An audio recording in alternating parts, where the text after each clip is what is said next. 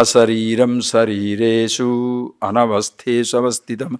These are like each verse is a lovely reminder, is a description of yourself. Sariresu asariram. Don't just please understand. Sariresu asariram. It is not something to be your meaning of the word sarira, meaning of the asarira. Don't worry. You see it in yourself. Sariresu. In and through the bodies. What is a sariresu? Sthula sarira, sukshma sarira, karana sarira. So sariresu. In all the three bodies, gross body, subtle body, causal body, it is asariram. Bodiless in and through the gross body, subtle body, causal body. That is what the difference between Shiva and Shava. When you say Shivoham, Shivoham, asariri. Shavoham, the Sava means dead body. The gross body is continuously dying, changing. Causal subtle body, dying, changing. Your mind, thoughts are continuously dying, changing. Same thing also, your ignorance also will go. The causal body also changes, in a sense, waking, dream, deep sleep. All these things happens. So in and through these changing bodies, asariram, it is something bodiless awareness. That is why it is not something to be grasped, understood. You have to see the arrangement in yourself. In me, there is a gross body, there is a subtle body, the thoughts are there is a causal body, and of course the consciousness, that is myself. So you have got four things. So in relation to these three, gross body, subtle body, causal body, we call it as the turiya. In relation to three, gross body, subtle body, causal body, they call it turiya. Turiya means chaturiya, the fourth, as the fourth. But scriptures don't have the heart to say this is chaturtham, fourth. That is why in the Mandukya Upanishad they will say chaturtham manyante satma savigya. Chaturtham manyante. They consider it as fourth, but in reality not fourth. In relation to gross body, subtle body, causal body, as though it is fourth. But in reality it is the only existence in which all the three bodies are playing about. So, do you want to call it fourth? Do it. You don't want to call it anything? Also do it. That is why when a Vedanta, when a person who understands the reality, he has absolutely no conflict, no fighting with anybody. So three bodies, yes. There is nobody, yes. Parasparam viruddhyam tairayam na viruddhyade. In Mandukya Karika it will say, Parasparam viruddhyade. The people who have with limited concepts, they shall fight with each other. But the one who sees the absolute has no fight with anybody whomsoever. Because everything is fine. It is fourth state as though, yes. But from its own standpoint, what state? What fourth? Nothing. Not even first. No description. Indescribable. Anavasthesu avasthitam. Anavasthesu, that anavastha. Avastha, which is steady, changing, and unchangeless. Anavastha means which is continuously changing. Physical body shall not remain as it is all times. The physical universe will not remain as it is all times. Your sense organs will not remain as it is all times.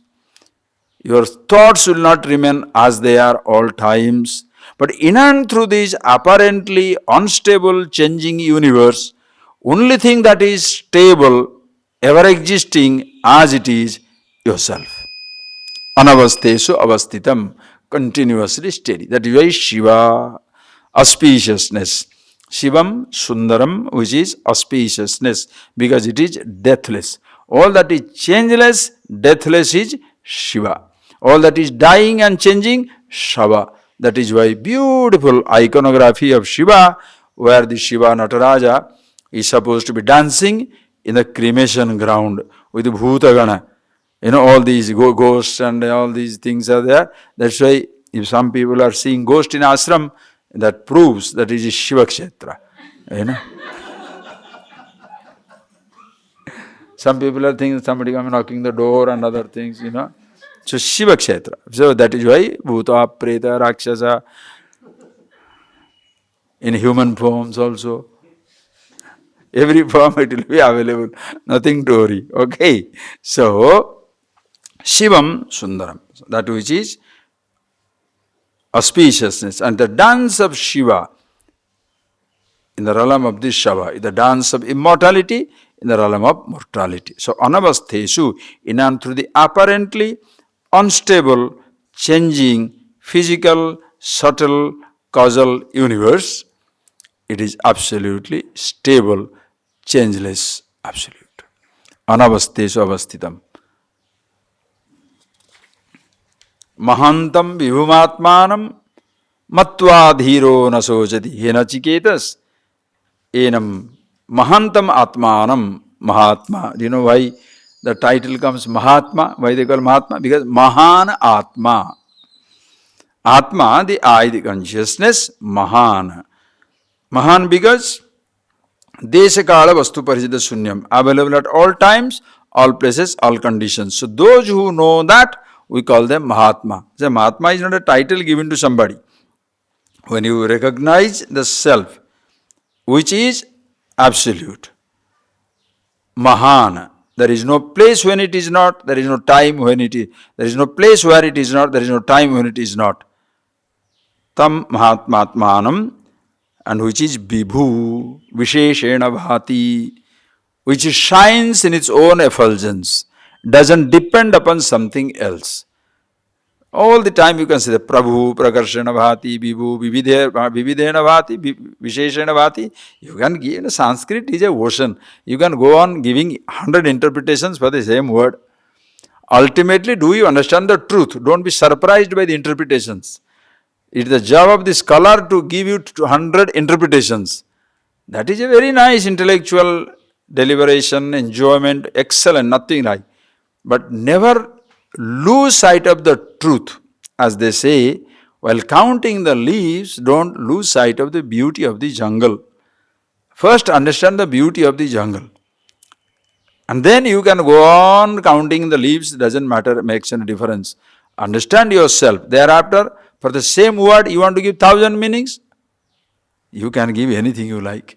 It makes no difference. But ultimately, are you aware of yourself? So this Vibhum, which is Vividena Bhati, Visheshena Bhati, which shines in own effulgence and appears in infinite names and forms, Atmanam Matva, knowing it, Dhira. Such a person becomes Dhira.